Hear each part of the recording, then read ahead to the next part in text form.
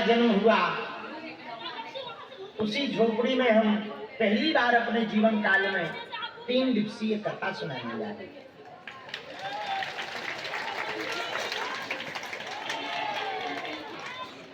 बहुत लोग कहते थे गुरुजी आप अपनी जन्मभूमि बताओ कहाँ है, दिखाओ। तो हम गए तो बहुत बार, पर वो फोटो वोटो वीडियो डरवा नहीं पाए। शायद डली होगी, ऐसा भी नहीं है, डली भी कहीं होगी।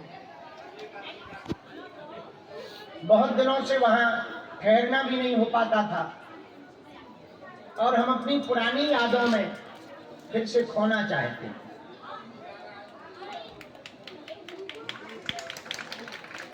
इसलिए हमने विचार किया जिस झोपड़ी में हमारा जन्म हुआ वहीं बैठ कर के भगवान की कथा सुनाई जाए। तो सुनो, एक भी आदमी उस तरफ पांव न धर लई, ये निवेदन करने को सूचना दी है।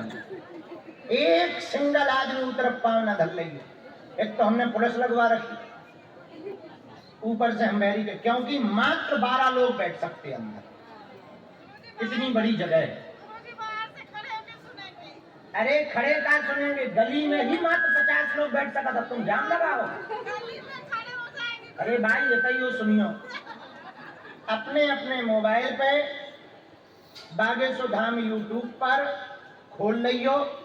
4 बजे पूरी कथा आपको बागेश्वर धाम चैनल पर कल से सुनाई देगी। और कथा में क्या सुनाएंगे वो कल आके फिर हम यहाँ बता दिया करेंगे। ठीक, पहले वहां सुना के आएंगे, मेन चीज यहाँ बता देंगे। लो बस हो गया, बढ़िया। अब ना जाना, क्योंकि वहां जगह बहुत कम है। हम निवेदन करें, जगह है ही नहीं है, कम क्या है ही नहीं, मात्र 12 लोग बैठ सकते हैं। उसी झोपड़ी में बैठ के हमें कथा सुनानी है। वही में कलाकार, तो कलाकार हर जगह 8-9 चलते, इस बार हमने 4 ही बुलाए कि भैया तुम ही ना बन पाओ, नहीं तो फिर पता लगे बाजो ही बाजो धर गौगड़े हो गई कथा। तो कल से हमारी जन्मभूमि पर शाम 4 बजे से 6 बजे तक 3 दिवसीय कथा है। उसके बाद रात्रि काल में यहीं पर रोज दरबार लगाया जाएगा। मतलब जो साप्ताहिक नियम है वो दिन में हम वहां कथा सुना के शाम को आ जाया करेंगे और सीधा यहीं आ जाएंगे ताकि दरबार लगाया जा सके। उस जन्मभूमि में कथा सुनाने के हमारे 2 कारण हैं। कुछ दिनों के लिए हम बहुत बाहर रहे, विदेश रहे, खूब गए। यहां पे भी वीवीआईपी प्रोटोकॉल के चक्कर में, जी हजूरी के चक्कर में, बहुत सी साधना पूजा में हमारे कमी आई। गुरुजी ने नवरात्रि के पूर्व में डांट करके हमको ठीक सुधारा और उस प्रण के बाद एक तो बहुत बढ़िया हो गया, हमारी जैसी सेवा साधना पहले चलती थी वो फिर से वैसे ही चलने लगी।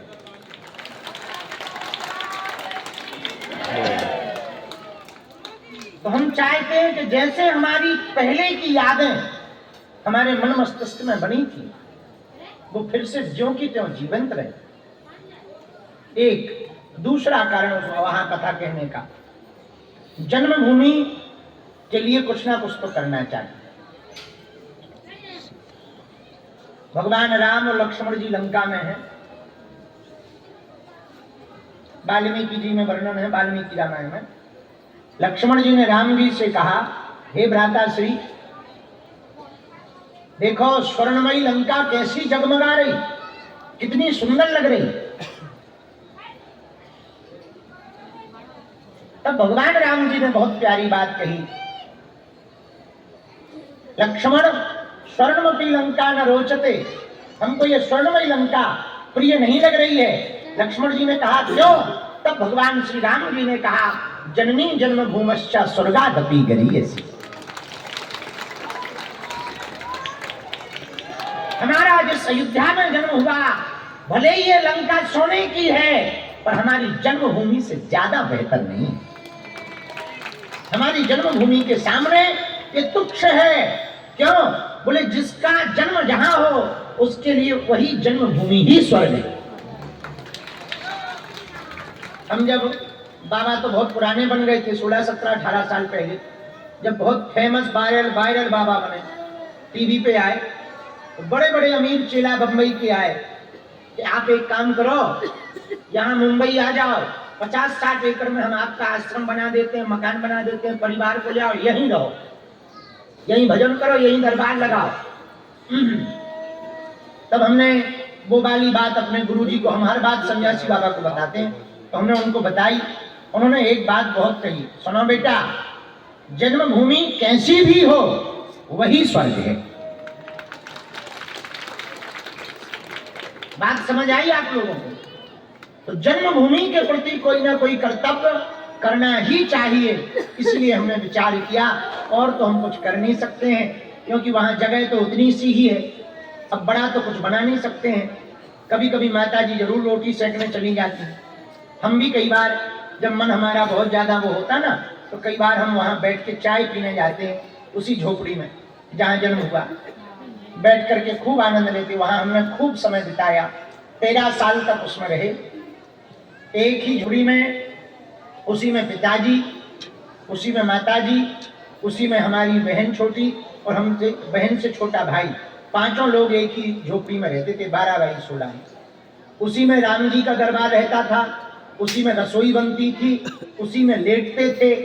बरसात के टाइम पर एक कोने में भैंस और गाय के लिए उसी में भूसा भर लेती, और भूसा के ऊपर चटाई डाल के सो जाते। वो भक्कू जाने तुमने, भूसा की भक्कू, भूसा जो में भरो रात गोरी हुए, गांव में भक्कू कहो जा, शायद आप लोग जानते, हमें तो ध्यान है। वही में लेट गई थे। तो हमने विचार किया कि हमने पूरी दुनिया में कथाएं सुनाई, जहाज पे कथा सुनाई, समुद्र के किनारे कथा सुनाई, मैदान में कथा सुनाई,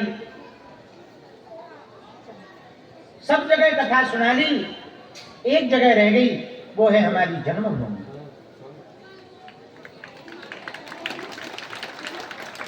तीसरा और अंतिम कारण जन्मभूमि पर कथा सुनाने,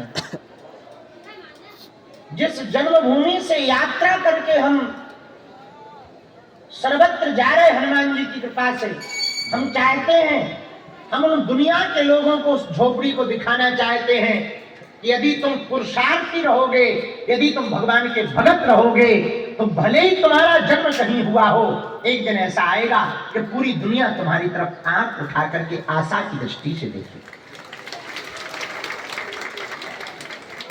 ये महत्वपूर्ण नहीं है कि आपका जन्म कहां हुआ, ये महत्वपूर्ण है कि आपका विचार कैसा है, आपकी सोच कैसी है। भगवान की कृपा और विचार यदि आपके पक्के होंगे, तो एक दिन ऐसा, बुरा न मानना, पढ़ने लिखने वाले युवान बच्चे बहुत बैठे हैं, बच्चे बैठे हैं, बेटियां बैठी हैं, कान खोलकर सुनो, बेटा और बेटी वो महान नहीं है जो माँ बाप के नाम से जाने जाए, बेटा और बेटी वो महान है जिनके नाम से माँ बाप को जाना जाए। यदि तुम्हारे नाम से माँ बाप को ना जाना जाएगा, तो तुम्हारी पढ़ाई और तुम्हारी जिंदगी कोई काम की नहीं। तुम यदि अपने माँ बाप को इतना सुख ना दे पाए, तो सुनो, सब बाद में कर लेना, मोबाइल बाद में चला लेना, चैटिंग फैटिंग बाद में कर लेना, उपद्रव बाद में कर लेना, पहले तो जब तक मंजिल ना मिले, लक्ष्य प्राप्त ना हो गए, तब तक सिर्फ एक काम करना, लक्ष्य प्राप्ति का उपाय करना। असफल होने के अनेक रास्ते हैं, पर सफल होने का एक ही रास्ता है। असफल होना है, अनेक रास्ते हैं, सोते ही रहो, ये भी एक रास्ता है, मोबाइल में रील ही खिसकाते रहो, असफल होने का ये भी एक रास्ता है। इलू इलू करो, ये भी असफल होने का एक रास्ता है। बेफिजूली की लड़ाई करो, ये भी एक असफल होने का रास्ता है। असफल होने के अनेक रास्ते हैं, सफल होने का एक ही रास्ता है, वो है लगन। मीरा को जैसे श्याम मिल सकते, तुलसी को राम मिल सकते, कली काल में हमारे सन्यासी बाबा को हनुमान मिल सकते, तो यदि तुम भी लक्ष्य पर पक्के रहो, अधिक रहो, तो तुमको भी मुकाम मिल सकते हैं। अच्छा, मीरा का प्रसंग उठाओ। मीरा का जन्म भगवान श्री कृष्ण के जाने के 5000 साल बाद हुआ, 5000 साल बाद। लेकिन पता है आपको मीरा को कृष्ण क्यों मिले? पूछो क्यों मिले? जोर से पूछो, जोर से पूछो। क्योंकि मीरा जब नृत्य करती थी तो ये विचार क्यों नहीं करती थी कि भगवान नहीं है, ये विचार करके करती थी कि मैं मधुबन में हूं और कन्हैया मेरे सामने खड़े हैं और मैं नाच रही। इस भाव भंगिमा का एक परिणाम हुआ कि मीरा को भगवान कृष्ण को मीरा से मिलना ही पड़ा, भगवान कृष्ण को मीरा को अपनाना ही पड़ा। बुरा ना मानना, मिलना कठिन नहीं है, तुम लोगों का पाने का तरीका फिर संकल्प होना बहुत कठिन है। यदि तुम संकल्प के पक्के हो जाओ, एकमात्र संकल्प जिंदगी में रखो, कोई दूसरा विकल्प मत रखो। संकल्प तोड़ने के अनेक विकल्प हैं और संकल्प न तोड़ने का कोई विकल्प नहीं। आपको संकल्प तोड़ना हो, 1000 बहाने। अब तुम संकल्प ले लो कि कल 4 बजे उठेंगे सो के, और तोड़ना हो अब आज भर में क्या बिगड़ जाए, जो टूट गया इतने में ही 5 मिनट, अब 4 तो बजे ही 5 मिनट, और जैसे ही 5 मिनट के लाने सो कब 9 बजे पता नहीं चलता।